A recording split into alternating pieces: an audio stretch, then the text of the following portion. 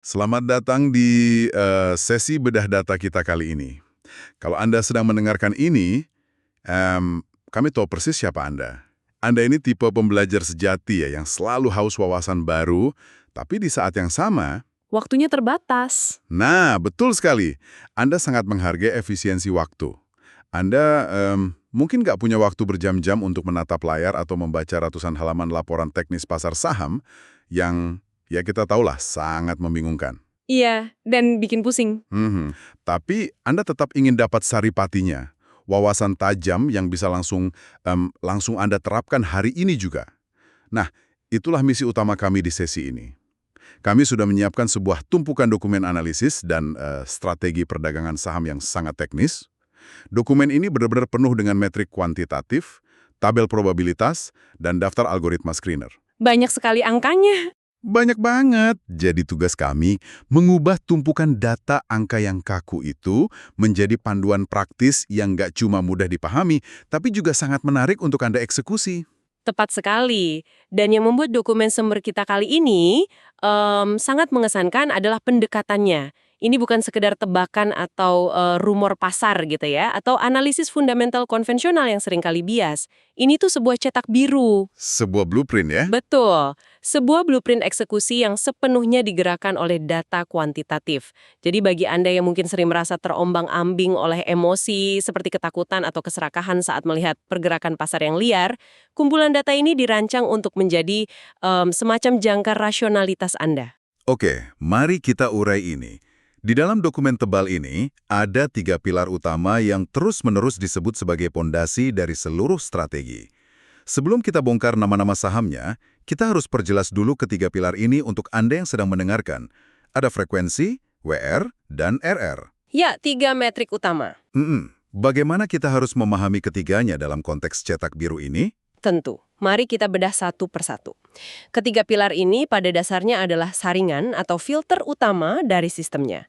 Pilar pertama, kita punya frekuensi. Sederhananya ini mengukur seberapa sering sebuah saham tertangkap oleh radar analitik algoritmik yang digunakan.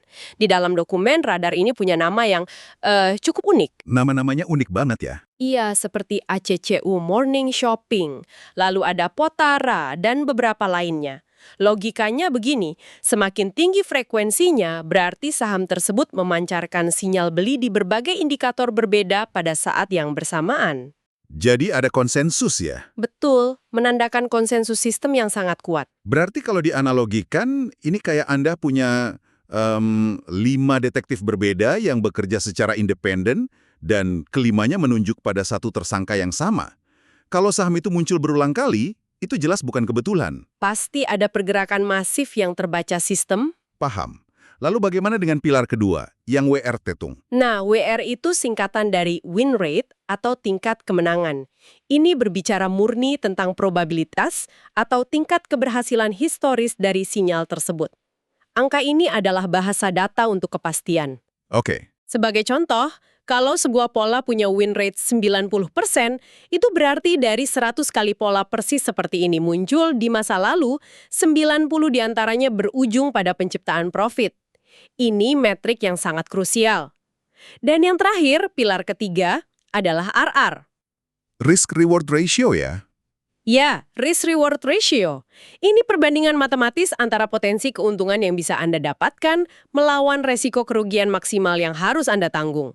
RR yang tinggi berarti potensi profit Anda jauh lebih besar daripada resiko cut loss Anda. Sangat jelas. Jadi sebagai investor, Anda melihat seberapa sering sinyal itu muncul, seberapa besar peluang menangnya secara historis, dan seberapa besar perbandingan keuntungan terhadap risikonya. Kombinasi ketiganya ini menciptakan sebuah skor komposit.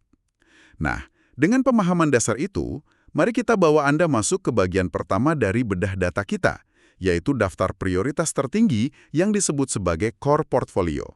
Para penguasa papan atas. Betul. Di dalam core portfolio ini, kita benar-benar cuma melihat saham-saham yang memenuhi standar emas dari ketiga pilar tadi.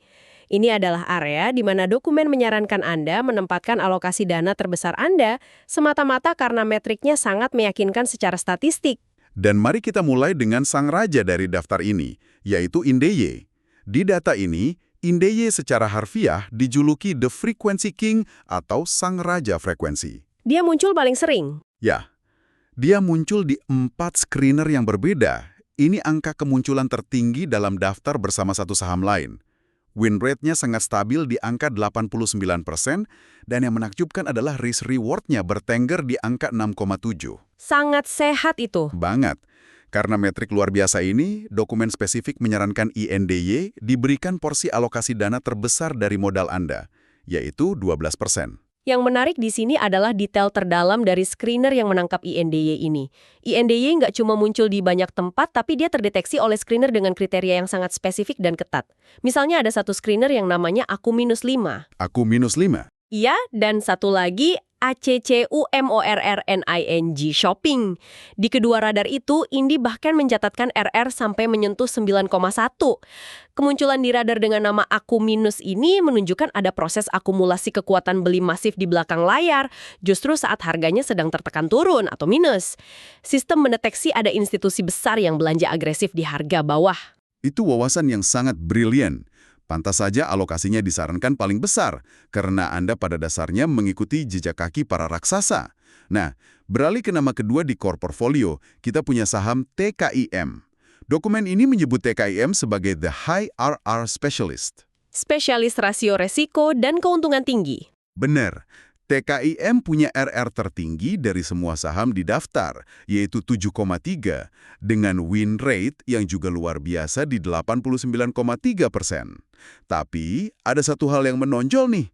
Kalau kita lihat harga pref atau penutupan sebelumnya, TKIM ini terlihat cukup premium untuk ukuran retail. Harganya di angka 10.550.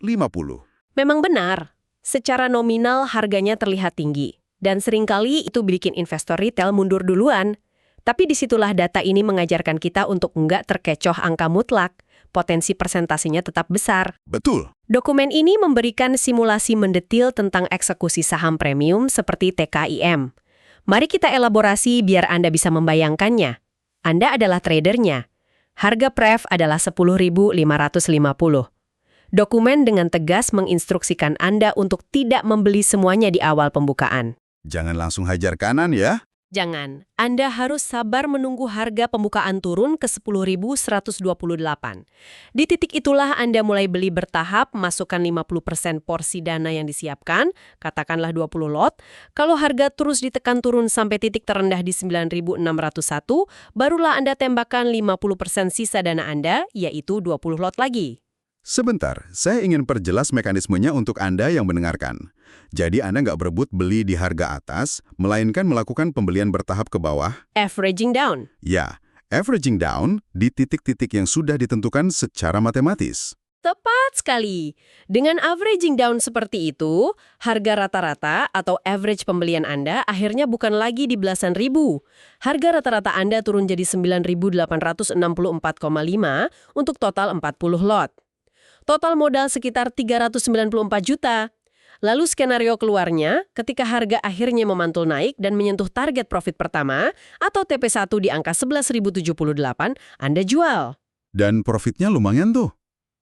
Nilai jualnya jadi sekitar 443 juta. Anda baru saja mencetak profit murni sebesar 48,54 juta atau setara dengan 12,3%. Wow. Itu eksekusi klinis yang sangat rapi untuk saham yang tadinya dianggap kemahalan. Detail simulasinya benar-benar membuka mata. Ini bukti kalau saham harga tinggi pun bisa kasih imbal hasil persentase fantastis kalau tahu titik pantulnya. Selanjutnya, masih di core portfolio ada 2 saham lagi, MDIA dan RC. MDIA ini kebalikan dari TKIM secara harga. MDIA saham termurah di daftar, harga pref cuma 69 perak. Tapi win rate-nya sangat solid di 89,5% dan muncul di radar core of the core BSBP dengan RR menyentuh 9. Sedangkan RC disebut The Highway Air Specialist dengan probabilitas menembus 90,3%. Keberagaman profil di core portfolio ini sangat disengaja loh. Coba perhatikan komposisinya. Anda punya IND untuk frekuensi solid, TKIM untuk potensi imbalan maksimal, MDIA untuk main di volatilitas fraksi harga kecil, dan RC untuk kepastian probabilitas tinggi. Portofolionya saling menyeimbangkan ya.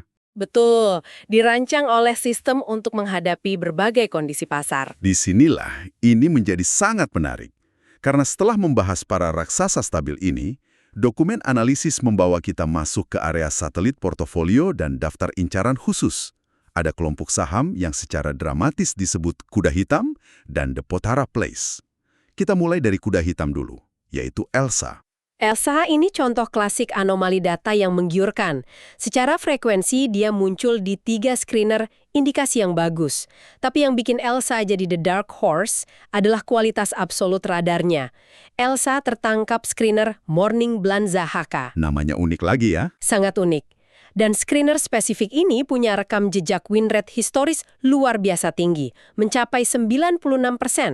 Bahkan di radar lain seperti Top Chimology 2, win rate Elsa menyentuh 95%. Gila, 96% probabilitas itu jarang terjadi di bursa saham. Punya potensi kejutan besar. 96% itu nyaris kepastian absolut. Bayangkan, dari 100 kali mencoba, historisnya cuma salah 4 kali. Bicara soal probabilitas tingkat dewa, kita harus bahas kategori The Potara Place. Keduanya adalah FSH dan Humi. Coba bantu jelaskan ke pendengar kenapa Potara ini istimewa di mata sistem. Kategori Potara menawarkan dinamika psikologis yang menarik. IFSH dan Humi konsisten mencatat win rate rata-rata 94%. Tertinggi dari semua saham di data kita. Tapi sistem ini jujur, selalu ada kompromi. Ada harga yang harus dibayar ya? Betul. Rasio risk-reward atau RR mereka hanya di angka 4,0.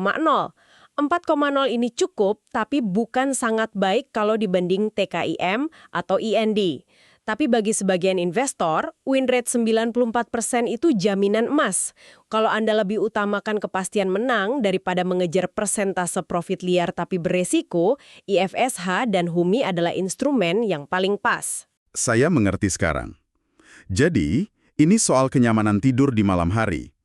Kalau tahu kemungkinan menang 94%, imbal hasil yang lebih moderat bukan masalah. Tapi sebagai penyeimbang, di dokumen satelit ini juga ada catatan waspada yang disampaikan objektif. Benar, algoritma nggak punya bias. Di daftar satelit ada saham-saham seperti MGNA, ASA, Oils, dan Arta. Metrik mereka memperlihatkan win rate di bawah 88%. Contohnya MGNA, win rate-nya cuma 84,5% dengan RR 3,2. Lumayan drop ya dibanding yang tadi. Makanya dokumen memperingatkan Anda untuk kasih pengawasan ekstra ketat. Strategi eksekusinya berubah drastis.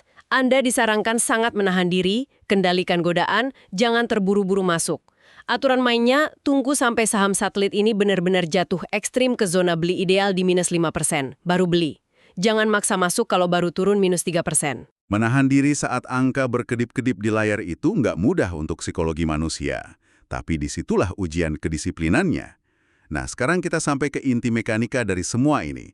Kita sudah tahu apa yang harus dibeli. Pertanyaannya, bagaimana cara membelinya secara teknis?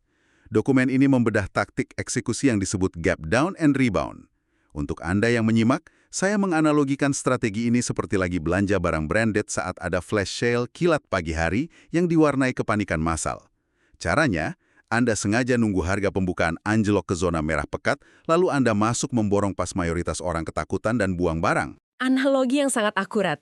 Strategi gap down and rebound ini sama sekali bukan tentang mengejar harga saat saham terbang naik. Ini tentang mengeksploitasi kepanikan sesaat waktu bursa baru buka di pagi hari. Dokumen ini tidak cuma kasih teori, tapi menyertakan action plan yang kronologis. 30 menit sebelum bursa buka, Anda diminta pantau IEP. Harga keseimbangan indikatif ya? Betul. Anda fokus cari saham unggulan kayak INDC, TKIM, atau MDIA yang diprediksi akan gap down atau anjlok instan di kisaran minus 4 sampai minus 5% pada detik pertama bursa beroperasi. Saat harga anjlok sedalam itu, insting manusia biasa pasti panik. Tapi menurut playbook ini, momen berdarah itu justru sinyal emas. Tepat. Saat itulah aturan beli bertahap atau averaging down dimulai. Dokumen merinci rumus rahasianya biar Anda nggak kehabisan peluru di tengah jalan. Pembagiannya begini, saat harga sentuh minus 5%, langsung masukkan 50% dari alokasi dana saham tersebut. Kalau pasar masih panik dan turun lagi ke minus 7%, Tembakan lagi. tembakan 25% dana Anda. Dan kalau benar-benar berdarah sampai dasar kepanikan di minus 9%, disitulah tembakan 25% peluru terakhir Anda. Mari kita wujudkan strategi brilian ini ke angka nyata biar kebayang jelas. Kita ambil lagi simulasi INDCS, sang raja frekuensi. Bayangkan harga pref INDCS itu 162. Saat bursa buka, layar IIP langsung menunjukkan harga anjlok ke 156. Itu minus 4% lebih. Langsung eksekusi. Ya, di sini Anda dengan tenang mengeksekusi 50% dana.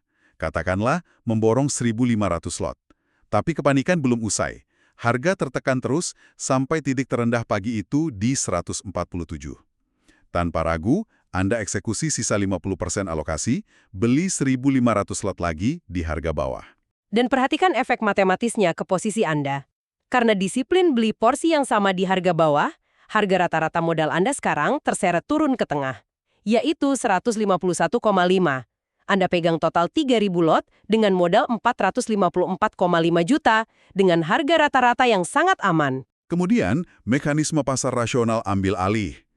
Kepanikan pagi mereda, INDI mulai memantul naik atau rebound. Saat harga merangkak naik dan menyentuh target profit pertama di angka 170, Anda jual semuanya otomatis. Hasilnya mencapai 510 juta rupiah. Anda ngantongi profit murni 55,5 juta rupiah. Persentase keuntungan 12,2% cuma dengan memanfaatkan kepanikan singkat di pembukaan. Indah sekali kan simulasinya? Dan satu-satunya hal yang bikin itu bekerja sempurna adalah kedisiplinan besi pada rumus averaging down tadi. Tanpa pembagian 50, 25, 25 yang ketat, Anda mungkin terburu-buru menghabiskan semua uang di penurunan pertama yang cuma minus 5%. Dan kalau itu terjadi, pas harga turun ke minus 9, Anda cuma bisa gigit jari, panik kehabisan peluru. Betul sekali, terjebak. Jadi, apa arti dari semua ini? Kita punya data historis kuat, saham pilihan yang disaring kejam lewat metrik kuantitatif, dan taktik eksekusi brilian di pembukaan. Apa ini artinya dokumen ini jaminan kekayaan instan buat yang baca? Jika kita hubungkan ini dengan gambaran yang lebih besar, jawabannya adalah tidak. Data sehebat apapun, algoritma secanggih apapun, sama sekali tidak ada gunanya, dan bakal hancur lebur tanpa manajemen risiko yang kejam. Filosofi utama dari cetak biru ini sebenarnya berpusat pada satu hal fundamental, perlindungan aset Anda dari diri Anda sendiri. Dari keserakahan diri sendiri ya? Benar. Di bagian akhir, ada aturan emas manajemen risiko yang nggak boleh dilanggar. Betul sekali. Dokumen ini tegas membahas batas alokasi. Dikatakan jangan serakah.